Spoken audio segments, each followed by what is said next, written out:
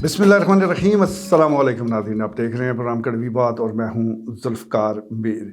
नाज़रीन, मौजूदा हालात में तो बस यही कहा जा सकता है कि मुर्शद रौनकें लग गई हैं, सियासी रौनकों का आगाज़ हो चुका है। भले बाज़ार जो है वो वीरान हो, भले जो कारोबार है लोगों के वो सुस्त पड़े हों, इसके साथ साथ अगर किसी के बच्चों की स्कूल की फ़ीस अदा नहीं हो पा रही, माशी हालात से वो तंग है, बहुत परेशान है, इससे कता नज़र जो सियासी डेरे हैं वहाँ पर रौनकें लग चुकी हैं और वहाँ पर अब आनियाँ जानियाँ शुरू हो चुकी है। इलेक्शन को लेकर मुशावरत का अमल भी जारी है।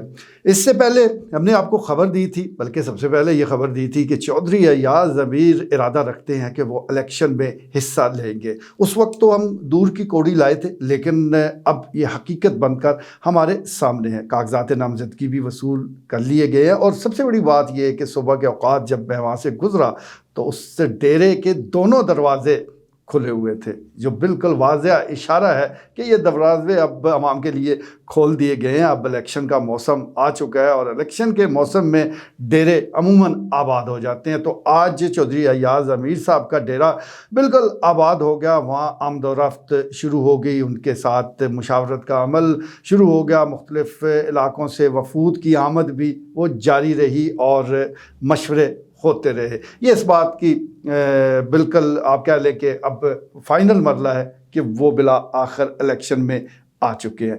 अब जो सूबाई असम्बली की नशिस्तें हैं वहाँ कौन आएगा, यानी हल्का PP-20 सबसे अहम हल्का है। तो हमें ये इतला मिल रही है कि चौधरी अली नासिर भट्टी के भाई अली नवाज़ ने ये कागजात नामजदगी वसूल की हैं। चौधरी अली नासिर वो इलेक्शन में हिस्सा लेने का इरादा रखते हैं, गो अभी तक वो रुपोश हैं, लेकिन फिर भी उन्होंने कागजात नामजदगी बजरिया भाई वो वसूल कर लिए हैं। इसी तरह चौधरी तलत महमूद का भी नाम लिया जा रहा है कि वो भी उम्मीदवार हो सकते हैं। इससे पहले हमने आपको बताया था कि चौधरी निसार अब्बास सराल हों या एजाज़ फ़रत एडवोकेट हों, वो भी ज़रूर दिलचस्पी रखते हैं। लेकिन अब ये तो पार्टी फ़ैसला करेगी कि हल्का PP-20 पर वो किसको आज़माती है। आज ये भी खबर आई कि मारूफ सियासी शख्सियत चौधरी तैमूर अली ख़ान ने भी कागजात नामजदगी न सिर्फ हल्का PP-20 के वसूल किए हैं, बल्कि इसके साथ साथ उन्होंने हल्का NA-58 के लिए भी वो कागजात नामजदगी हासिल किए हैं। और इसका मतलब ये है कि वो दोनों हलकों में इलेक्शन लड़ने में दिलचस्पी रखते हैं। उनका सियासी बैकग्राउंड है, इससे पहले उनके वालिद चौधरी मोहम्मद अली ख़ान मुतअद्दिद बार इलेक्शन में हिस्सा ले चुके हैं और आज़ाद हैसियत से भी वो काफ़ी वोट उन्होंने हासिल किए थे। तो एक सियासी बैकग्राउंड भी है, ज़ाती वोट बैंक भी है।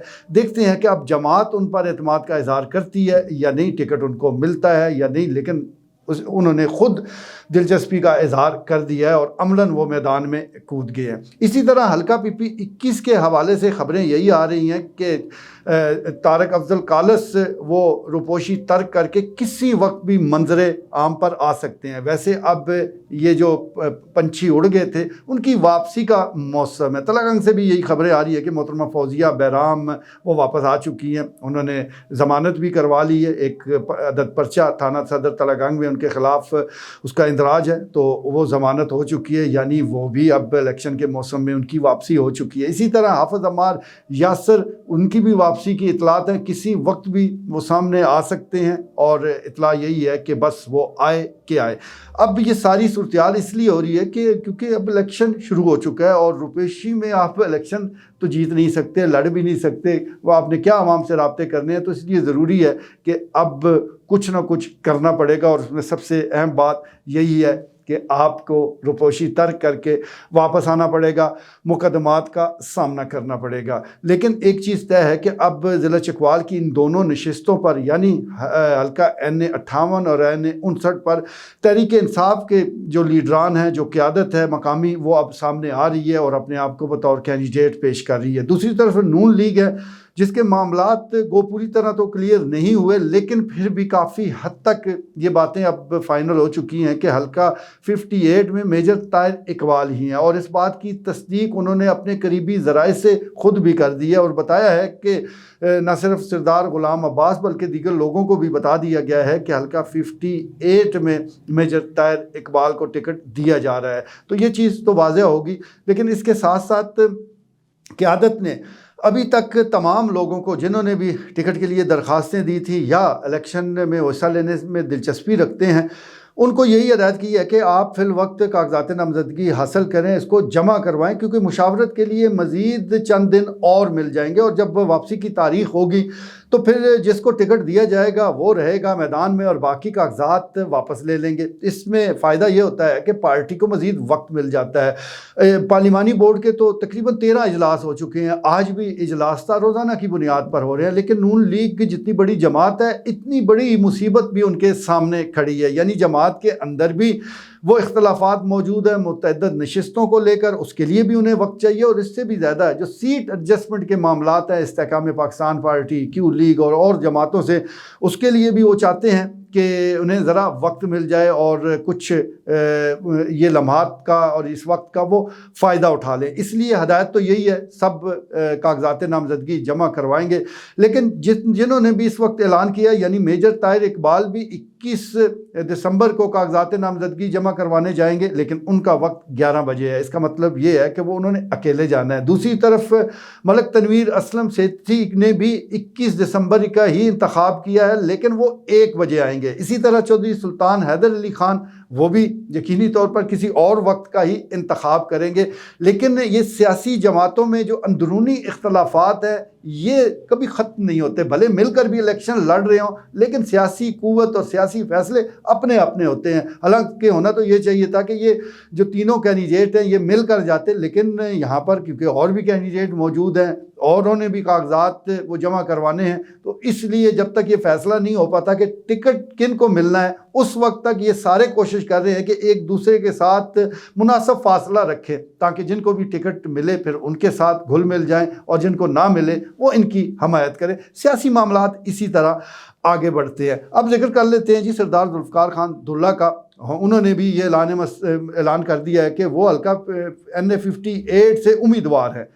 अब ये इस बात पर हैरत ज़रूर है कि किस बुनियाद पर वो इलेक्शन में हिस्सा लेंगे, क्योंकि उनके जो अपने आप कह लें कि किचन कैबिनेट के लोग थे वो भी उनसे फासला कर चुके हैं, वो भी या तो एयाज़ अमीर के साथ खड़े हैं, पाकिस्तान तहरीक इंसाफ में ही मौजूद है, या फिर सियासत से बिल्कुल लाताल्लुक़ नज़र आते हैं। तो फिर किन वोटों की बुनियाद पर वो आगे बढ़ेंगे ये बहरहाल हैरानकुन अमर है। लेकिन उन्होंने अगर ये फ़ैसला किया है तो कुछ सोच समझ कर ही किया होगा।